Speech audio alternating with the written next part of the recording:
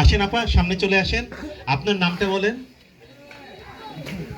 সোনিয়া আপা বলবে যে যে তিনটা ধাপে এনআইডি কার্ড করতে হয় সেই তিনটা ধাপ কি কি? প্রথম ধাপ অনলাইনে আবেদন করতে হবে। দ্বিতীয় ধাপ নির্বাচন অফিসে বা দ্বিতীয় ধাপ নির্বাচন কমিশন অফিসে যেতে হবে। কমিশন অফিসে গিয়ে না, দ্বিতীয় ধাপ এটা। হ্যাঁ, দ্বিতীয় ধাপ না, হয়নি। আপনি বলতে পারবেন? আসেন, এই চলে আসেন।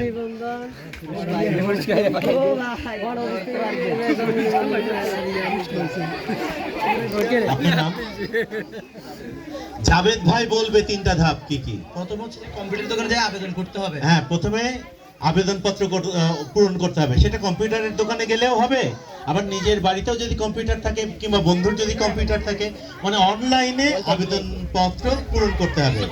হ্যাঁ, নিজে পারলেও করা যাবে। তারপর হচ্ছে কমিশন অফিসে যে জন্ম নিবন্ধন এবং অন্যান্য কাগজপত্র। আচ্ছা, তারপরে দ্বিতীয় ধাপ হচ্ছে স্থানীয় কমিশনার অফিসে, নাহলে ইউনিয়ন পরিষদে যেতে হবে। তারপরে যা যা কাগজপত্র লাগবে, কারোর 3টা লাগতে পারে, কারোর আরো কয়েকটা বেশি লাগতে পারে, সেই কয়টা কাগজপত্র জোগাড় করতে হবে। তারপরে একটা মেসেজ আসবে। না, তারপরে তৃতীয় ধাপটা কি? তৃতীয় ধাপ হচ্ছে যে এগুলো ফিঙ্গার নেবে। তৃতীয় ধাপ হচ্ছে কোথায়? নির্বাচন অফিসে। নির্বাচন কমিশন অফিসে যে কি করতে হবে? ফিঙ্গার দিতে হবে। শুধু ফিঙ্গার দিলেই হবে?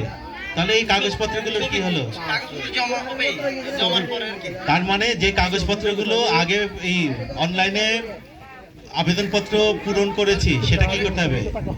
সেটা নিতে হবে। ইউনিয়ন পরিষদ অফিস থেকে কিংবা কাউন্সিলর অফিস থেকে যে কাগজপত্র নিলাম এগুলো নিয়ে একসাথে করে রেখে দিতে হবে। না, জমাইতে হবে। কোথায়? নির্বাচন কমিশন কমিশন অফিসে। তারপরে ওরা কি করবে? তারপরে ওনারা আমার থেকে ছবি তুলবে এবং ফিঙ্গার নেবে। ছবি তুলবে, ফিঙ্গারপ্রিন্ট নেবে। এই তো কাজ শেষ হয়ে গেল। তারপরে ফোনে মেসেজ আসলে ফোনে মেসেজ আসলে আমি যে ফিঙ্গার দিব, না, তারপরে হচ্ছে পেয়ে যাব এনআইডি কার্ড। ঠিকঠাক আছে? তিনটা ধাপ। হ্যাঁ, তাহলে জাভেদ ভাইয়ের জন্য জোরে হাততালি। জাভেদ ভাইয়ের জন্য পুরস্কার। আমরা আবার জোরে একটা হাততালি দিই জাভেদ ভাইয়ের জন্য। ধন্যবাদ জাভেদ ভাই।